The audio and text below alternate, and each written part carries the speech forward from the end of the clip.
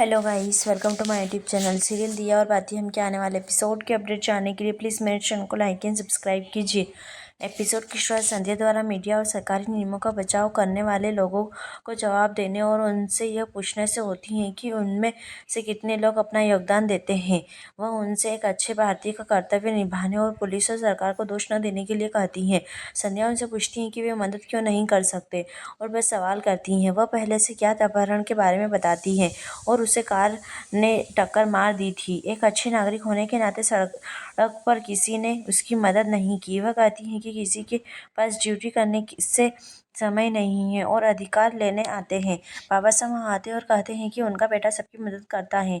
वह एसीपी राठी से पूछता है कि इस बेटे के साथ ऐसा क्यों हुआ, अगर उसने अपना कर्तव्य निभाया और उसकी पत्नी जिम्मेदार नागरिक है और फिर भी वे सरकारी कानून के फैसले के लिए मर रहे हैं।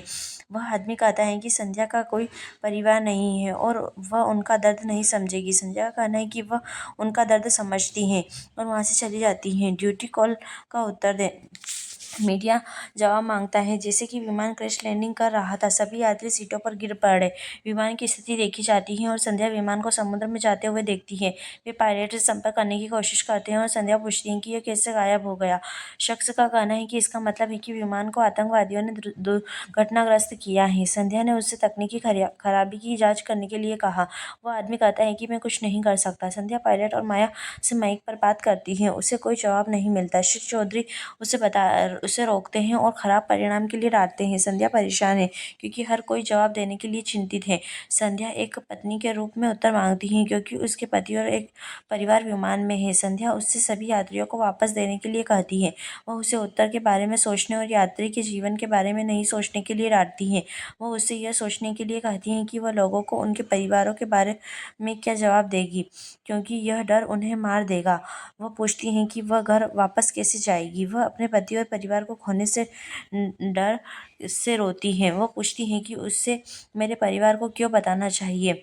वह घबराकर सभी से पूछती है कि वह उन्हें क्या बताए। 23/10 अपहरण बचाव पर मीडिया लोगों से सवाल करते हैं कि सरकार का निर्णय सही था या गलत। रिपोर्टर को ब्रेकिंग न्यूज़ मिलती है और वह 23/10 दुर्घटना के बारे में बताते हैं। श्री चौधरी ने मीडिया से कहा कि वह विमान दुर्घटना के बारे में निश्चित नहीं है। वे सभी पायलटों से संपर्क करने की कोशिश कर रहे हैं। समाचार देखकर राठी परिवार निराश हो जाता है।